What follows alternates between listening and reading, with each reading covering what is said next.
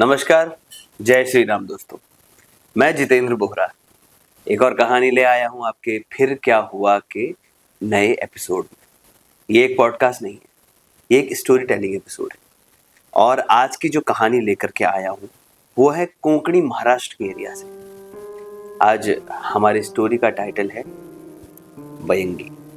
हाँ जी, एक्चुअली बयंगी क्या होती है मैं आपको बताता हूँ।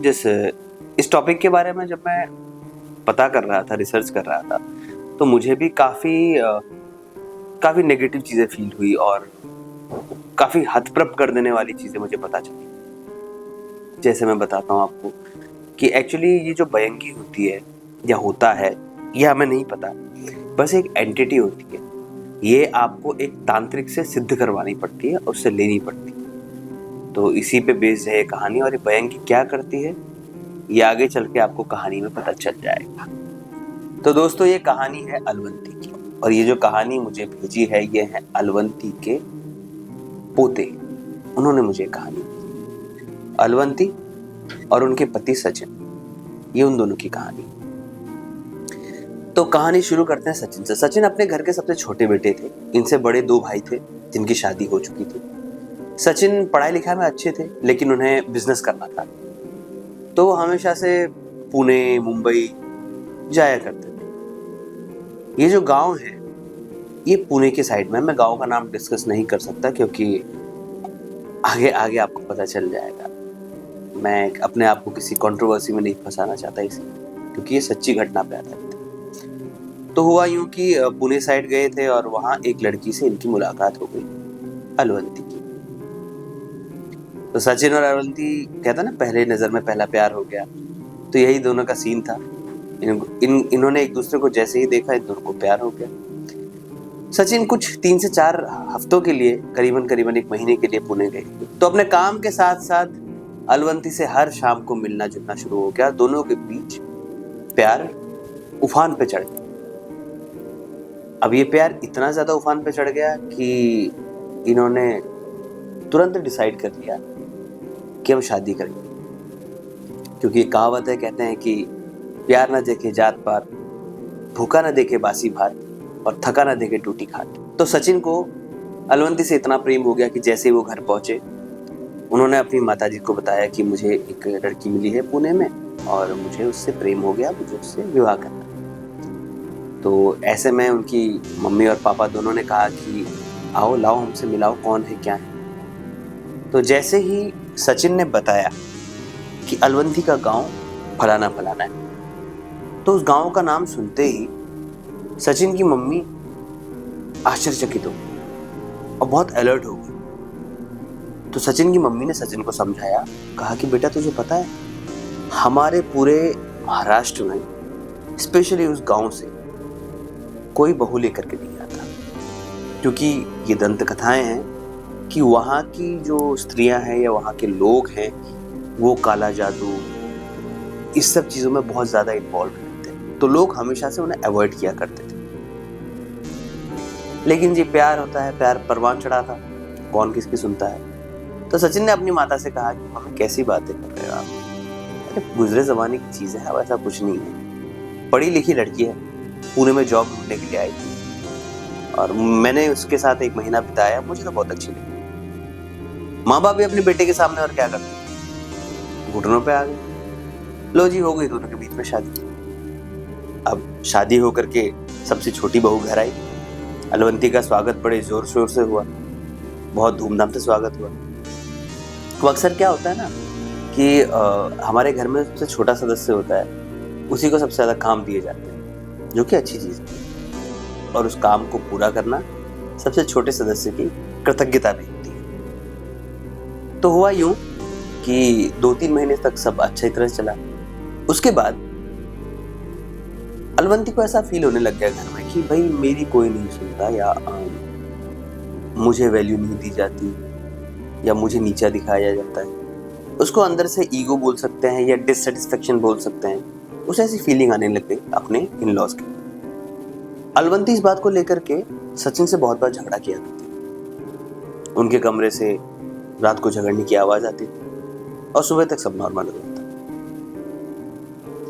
इस बात से नाराज होकर के, शादी के कुछ 6-8 महीने हुए थे, अलवंती नाराज होकर के अपने मायके चली गई कुछ दिन के लिए। तो सचिन ने भी भेज दिया ये सोच के कि चलो भैया मूड फ्रेश हो जाएगा। अब अलवंती जैसे ही अपने गांव पहुंची, रास्ते में उसे अपने बचपन की सहेली मिली।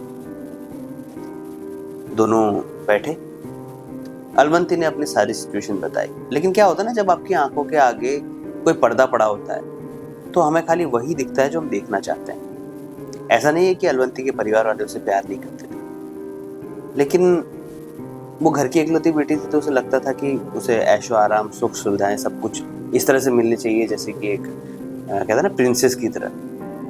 पर ऐसा पॉसिबल नहीं होता। जब आप जॉइंट फैमिली में रहते हैं तो आपको एडजस्टमेंट करना पड़ता है। तो ये सब बातें, शिकायतें बेसिकली उसने अपने दोस्त को बताई। एक्चुअली जो उसकी दोस्त थी ये काफी समय से इस तरह की ब्लैक मैजिक, भूत पिशाच इस सब में बहुत इन्वॉल्व थी। ये बात अलवंती को पता नहीं थी। और जैसे ही अलवंती ने अपने दोस्त को ये सब बताया तो उसके दिमाग में एक आइडिया आया। उसने बताया कि फलाना फलाने घाट पे तुम अमावस्या के दिन जाना, जो कि 4 दिन के बाद है। वहां पर तुम्हें एक तांत्रिक मिलेगा। उस तांत्रिक से बोलना कि मुझे बयंगी चाहिए। ये बात सुन करके अलवंती मन बना लेती है कि अब मैं जाऊंगी तांत्रिक के पास और मांगूंगी बयंगी। तो जैसे ही अमावस्या आए 4 दिन के बाद, वो गई। रात के 12 बजे गई, घर से छुपते छुपाते गई। गांव में अक्सर लोग सो जाते हैं जल्दी, तो वो गई नदी घाट पे। ढूंढा ढूंढा ढूंढा, काफी देर तक ढूंढा। उसे दूर आग जलती हुई दिखाई दी। तो उस आग की तरफ गई तो देखा वहां पर एक तांत्रिक बैठा हुआ था काले कपड़ों में। अब जैसे ही वो तांत्रिक के पास पहुंची, तांत्रिक अपनी ध्यान मुद्रा में बैठा था, आंख बंद करके। तो वहां उनके सामने बैठ गई इस उम्मीद में कि जब ये आंख खुलेंगे तो मैं इनसे जो भी मुझे चाहिए मैं मांगूंगी। तो तांत्रिक ने कुछ आधे 1 घंटे बाद आंख खोली तो देखा कि सामने अलवंती बैठी। तो अलवंती से उसने पूछा, क्या हुआ बेटा, क्या चाहिए तुझे? तो इस पर अलवंती ने जवाब दिया, मुझे बयंगी चाहिए। ये सुनते ही तांत्रिक जोर जोर से हंसने लगा और कहने लगा कि तुझे बयंगी चाहिए? सच में तुझे बयंगी चाहिए? अलवंती के आंखों के आगे कह सकते हैं कि वो ईगो का पर्दा या वो बदला लेने का या अपने आप को उठाने का एक वो जो उसका अंदर उद्देश्य था उसका पर्दा पड़ा हुआ था। उसने कहा हाँ मुझे चाहिए। तो तांत्रिक ने उसे समझाया, देख मैं तुझे बयंगी तो दूंगा, लेकिन इसके साथ एक श्राप जुड़ा हुआ है। तांत्रिक ने उसे बताया कि तुम्हें बयंगी वो सब कुछ देगा जो तुम्हें चाहिए, लेकिन बदले में कुछ ना कुछ लेते रहेगा जो कि तुम्हें स्वेच्छा से उसको देना पड़ेगा, या तो वो अपने आप से उसे ले लेगा। एक बार तुम्हें इन्फॉर्म जरूर करेगा। तो अलवंती इतना घुटा हुआ फील कर रही थी कि उसने आओ देखा ना ताओ हर चीज को राजी हो गई, हर चीज के लिए। उसने कहा कि आप मुझे बस ये दे दीजिए और बदले में जो भी आप कहेंगे मैं दे दूंगा। यहाँ पर तांत्रिक ने उससे कहा, इसके लिए अग्नि परीक्षा देनी पड़ती है। अब ये सुन करके अलवंती ने कहा, आप जो कहेंगे मैं दूंगा। उस तांत्रिक ने अपने बैग में से एक बहुत बड़ा फरसा निकाला और कहा कि अपना एक हाथ काट के मुझे दे। ये बात सुनते ही अलवंती ने 2 सेकंड नहीं लगाए, उनके हाथ से फरसा छीना, अपना हाथ धड़ाम से काट दिया और दे दिया। ये वाकया देख करके तांत्रिक समझ गया कि इसे वाकई में जरूरत थी। खून बह रहा था, अलवंती की आंखों से आंसू भी आ रहे थे। तांत्रिक ने कहा कि मैं तुझे अब बयंगी देने जा रहा हूँ, अपनी आंखें बंद। जो दोस्तों जो बयंगी होती है ना, ये तांत्रिक हमेशा एक नारियल के अंदर बंद करके देते हैं और इस नारियल को आपको अपने घर के अंदर छुपाना होता है और ऐसे जगह पे जहां सबकी नजर ना पड़े। तो उन्होंने ये नारियल लड़की के हाथ में पकड़ा और जैसे ही अलवंती ने आंख खोली, देखा कि उसका कटा हुआ हाथ ठीक हो चुका है, जुड़ गया और ऐसा लगा कि कुछ हुआ ही नहीं था। वो वाकई में एक अग्नि परीक्षा थी। तांत्रिक ने बदले में कहा मुझे कुछ धन देखेगा। उसने कहा क्या चाहिए? उसके गले में मंगलसूत्र था। कहा ये देखेगा। बदले की आग में अंधी अलवंती ने अपना मंगलसूत्र तक उसको दे दिया और वहां से चली गई। कुछ दिन के बाद जब अलवंती अपने ससुराल आई, अलवंती ने एक संदूक के अंदर उस नारियल को रखा, लाल कपड़े के अंदर बंद करके वो घर के बीचों बीच उसे गाड़ दिया। उस समय मिट्टी के हुआ करते थे घर, तो खोद के अंदर गाड़ दिया, ऊपर से मिट्टी ले दी, लाल मिट्टी से बंद कर दिया। अब समय के साथ साथ ऐसा हुआ कि भाई जैसे वक्त ही बदल गया, सब कुछ पलट गया। जमीन आसमान बन गई और आसमान जमीन बन गया। घर में अलवंती को सारी जेठानी ननद इस तरह से ट्रीट करने लगे जैसे वो घर की रानी हो। उससे कोई काम नहीं करवाया जाता था, उसे हमेशा इज्जत दी जाती थी, उसे हमेशा प्यार से बात की जाती थी। और तो और घर के बड़े बड़े फैसले उसी से पूछकर लेने लग गए। सास ससुर तक उससे पूछने लगे। क्यों? क्योंकि अलवंती ने बयंगी से यही मांगा था। एक्चुअली अब मैं आपको बयंगी की बात बताता हूँ। बयंगी को जिस भी घर में रखा जाता है वो आपके हर काम सिद्ध करता है। आपकी पर्सनल लाइफ, आपकी बिजनेस, आपका धन, संपत्ति, ऐश्वर्य, वैभव, सब कुछ आपके पास आता है। लेकिन आपके जो आस पड़ोस के लोग होते हैं वो गरीब होते जाते हैं। तो यही चीज अलवंती के परिवार के साथ हुई। पूरा परिवार बहुत जल्दी तरक्की करने लगा, क्योंकि अलवंती बयंगी से बोलती और सब चीजें संभव हो जाती। अलवंती के पति ने, सचिन ने, मुंबई में एक फूड बिजनेस खोला। बहुत पुरानी बात है। वो इतना चल पड़ा कि 1 से 2, 2 से 3 ब्रांच, 3 से 4 ब्रांच हो गए। उनका ट्रांसपोर्ट में काम करने लग गए, उनकी गाड़ियां चलने लग गई। मतलब ऐसा जैसे वक्त एकदम पलट सा गया और घर में बहुत धन धान्य आ गया। और साथ ही साथ अलवंती प्रेग्नेंट भी हो गई और उसने एक सुंदर बच्ची को जन्म दिया। और बदले में बयंगी छोटी छोटी चीजें मांगा करती थी, जैसे कभी मुर्गा, कभी शराब, कभी बकरा। अलवंती हर अमावस्या में उससे बात किया करती थी, उससे अपनी चीजें बताया करती थी कि मुझे ये चाहिए, अपनी इच्छाएं बताती थी कि मुझे ऐसा चाहिए, वैसा चाहिए, और बयंगी उसे सब कुछ करके देता। वक्त गुजरने लगा, कुछ 3-4 साल हो गए, छोटी बच्ची भी बड़ी हो गई। अब परिवार भी बड़ा होने लगा। तो जो अलवंती थी वो 7वें महीने से थी। अब हुआ यूं कि उसके पेट में जो 7 महीने का बच्चा था, उसी दौरान पड़ा अमावस्या, और अलवंती ने अपनी इच्छा दोबारा बयंगी को जाहिर की। लेकिन इस बार जो डिमांड थी बयंगी की तरफ से, जी हाँ आप सही सोच रहे हैं, बयंगी की नजर पड़ गई उसके बच्चे पर। उसने कहा कि मैंने तेरा सब कुछ भला किया है, मैंने तुझे सब कुछ दिया है, लेकिन अब जो मुझे चाहिए तू मना नहीं कर सकती। उसने कहा कि मुझे तेरा एक बच्चा चाहिए। अलवंती ने मना कर दिया। ये सुनकर बयंगी बहुत भड़क गया। उस समय तो बात आई गई होगी, लेकिन जैसे ही उसका बच्चा पैदा हुआ, घर में खुशियों भरा माहौल था। इस बार लड़का पैदा हुआ। उसी रात जब सब सो गए तो बयंगी ने ऐसा काम किया जिसे सुनकर के सबके रोंगटे खड़े हो। और ये बात केवल अलवंती को पता थी। अलवंती जब सुबह उठती है तो उसने देखा कि उसके बच्चे के जिस्म में हर जगह छोटे छोटे चीरे पड़े हुए हैं। पूरा खून जैसे किसी ने सोख लिया हो, और एकदम नीला पड़ा हुआ बच्चा था। ये देख करके उस अलवंती का कलेजा फट गया कि ऐसा कैसे हो सकता है। सब लोग कहते कि ऐसा कैसे हो सकता है, लेकिन अलवंती को पता था जो सक्सेस उसे मिली है शॉर्टकट से, जितना भी धन उसके परिवार ने कमाया है, ये बयंगी ने ही किया है। तो बयंगी अपने हिस्से की चीज लेके गया।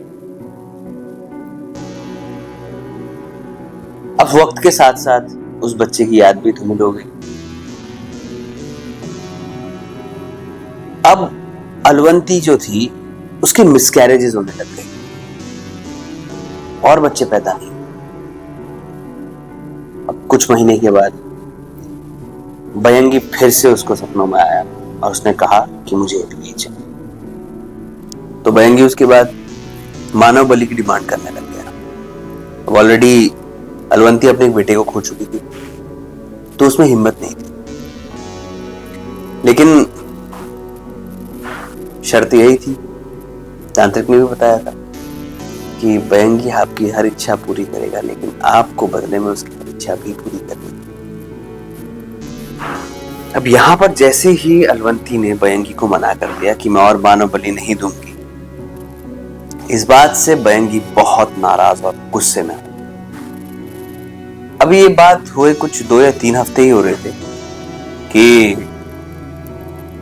अलवंती के जो पति थे वो मुंबई, मैंने बताया था उनका ट्रांसपोर्ट का काम था, तो वो ट्रक लेकर के गए थे, ट्रक के साथ गए थे और वापस आते समय वो खुद ही उस ट्रक के चपेटे में आ गए।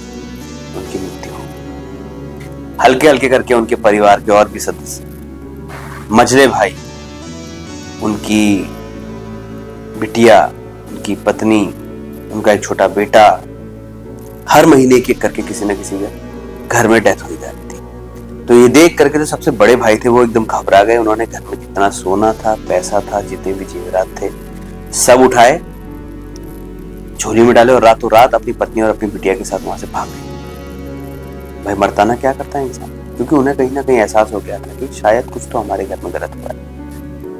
अब पूरे परिवार में जो ये मौत का तांडव था, उसके बाद सिर्फ और सिर्फ अलवंती और उसकी एक बिटिया बची थी। बिटिया इसलिए बची थी क्योंकि जब बिटिया पेट में थी तो उसने बयंगी से कहा था कि इसको कभी कुछ मत होने देना, इसीलिए वो शर्त पूरी हो चुकी थी, तभी बयंगी ने उसको कुछ नहीं किया। लेकिन अब हल्के हल्के उनके आस पड़ोस के जो लोग थे वो भी बयंगी के चपेटे में आने लगे। कभी किसी की डेथ हो जाती और कभी किसी की डेथ, और डेथ का पैटर्न एक ही हुआ करता था। पूरे शरीर में बहुत सारे घाव, निशान और पूरा खून जैसे किसी ने चूस लिया है शरीर से, पूरा खोखला कर दिया। पूरे गांव वाले डर गए, उन्हें लगा शायद कोई बीमारी आई है गांव में इस तरह की। तो गांव छोड़ छोड़ के लोग जाने लगे। इस बात को लेकर के पूरा गांव परेशान था। अलवंती भी इस बात को लेकर के परेशान थी, क्योंकि सिर्फ और सिर्फ सच्चाई अलवंती या तो बयंगी जानते थे। अब हुआ यूं कि इस सब से परेशान होकर के तिजोरी से उस जो संदूक था, जो जमीन में गाड़ा था, उससे उस नारियल को निकाला, उसे लेकर के उसी तांत्रिक की खोज में वो उसी घाट पे चले गए। उस दिन अमावस्या थी, बहुत बड़ी अमावस्या थी, और बहुत देर तक उसने उस तांत्रिक को ढूंढा। अचानक से उसे फिर से दूर एक रोशनी दिखाई। इस बार अलवंती दौड़ पड़ी इस उम्मीद में कि वहां पर तांत्रिक होगा, और उसकी उम्मीद सही थी, वहां पर तांत्रिक था। वो जाते ही तांत्रिक के पैरों में पड़ गई, कहा कि मुझसे बहुत बड़ी भूल हो गई, प्लीज इसको सुधारिए, मुझसे बहुत बड़ी गलती हो गई है, ये आप वापस रखिए। तो तांत्रिक ने कहा था कि मैंने पहले ही कहा था तुझे कि वही सक्सेस अगर मिलती है शॉर्ट, तो उसके फिर परिणाम भी बड़े होते हैं, लेकिन तू उस समय इतने अहंकार में से, इतने गुस्से में भरी पड़ी थी कि तुझे कुछ सूझा नहीं, तूने अपना हाथ तक काट के मुझे चढ़ा दिया। तो इसके साथ साथ जो भी नुकसान हुआ है वो तुम्हें झेलना पड़ेगा। अलवंती ने अपनी माफी मांगी, उसके पांव पड़ गए, कहा कि प्लीज मुझे इस चीज से बचाइए। यहाँ पर तांत्रिक ने आवाहन किया, और आवाहन करते ही वहां पर लाइफ फॉर्म में बयंगी आ गया। बयंगी छोटा सा, बोल सकते छोटे बच्चे की आत्मा से लगा था देखने में। तो तांत्रिक ने कहा कि देखो तुम्हारा काम हो गया है, अब इसे छोड़ दो। तो बयंगी ने कहा कि नहीं, ऐसे नहीं छूटेगा। तो अलवंती ने बयंगी के सामने हाथ जोड़ के कहा कि आप जो बोलोगे हम करें। तो बयंगी ने कहा कि जो मैंने मांगा था तूने दिया नहीं, मैं कैसे विश्वास कर लूं कि तू ऐसा करे। यहाँ पर तांत्रिक ने कहा नहीं करेगी, तुम बताओ क्या करना। तो यहाँ पर बयंगी ने उसे कहा कि तुझे मेरा मंदिर बनाना पड़ेगा, और किसी देवी देवता को पूजना नहीं पड़ेगा, सिर्फ और सिर्फ मुझे पूजना पड़ेगा, तो मैं तुझे कुछ नहीं करूँगा, तेरी आखिरी सांस तक तुझे करना पड़ेगा। भाई मरता ना क्या करता है इंसान। तो अलवंती ने एक्सेप्ट कर लिया कि ठीक। अभी नारियल तांत्रिक ने उसे वापस कर दिया। अलवंती ने गांव से थोड़ा दूर जंगल के अंदर, क्योंकि ये कहानी बहुत पुरानी है, तो कुछ 40-50 साल पुरानी कहानी है, तो एक छोटा सा मंदिर बनाया और हर अमावस्या में जाकर के वहां पूजा करती। तब से फिर ये जो दौर था, मौत का दौर, ये रुक गया, सब शांत हुआ। अब होता यूं है कि ये बात उसने अपनी बिटिया को भी बताई। तो जब बिटिया बड़ी हुई, उसने देखी कि चीजें इस तरह से, तो अपनी माँ से नफरत करने लगी। तो वो ब्याह करके ससुराल चले गए अपने। ये राज सिर्फ 3 लोगों को पता था, अलवंती, अलवंती की बेटी और बहन। उसे पता था कि हर अमावस्या मेरी माँ पूजा करने जाती है। घर में किसी और देवी देवता की पूजा नहीं थी, घर में और किसी देवी देवता की नहीं मूर्ति थी, ना कोई फोटो था, क्योंकि यही तो शर्त थी बयंगी कि मेरे अलावा किसी की पूजा नहीं कर सकते। तो समय हो आया काफी, अलवंती बूढ़ी हो चली थी और हर अमावस्या में राम मंदिर पे जाती थी, पूजा करती थी। तो अब गांव भी इस हादसे को भूल गया, उन्हें लगा कि शायद कोई बहुत बड़ी बीमारी आई थी और सब ठीक हो गया। एक बड़ा घर था जिसमें खाली अकेली बुढ़िया रहा करती अलवंती। तो अचानक से अलवंती गायब हो। लोगों ने इसकी बिटिया को इन्फॉर्म किया, बिटिया आई, माँ को बहुत ढूंढा, यहाँ कहीं नहीं मिली माँ। उसे आइडिया आ गया कि वो कहाँ गई। इसने कहा ठीक है, मैं गांव वालों को थोड़ा शांत होने दिया।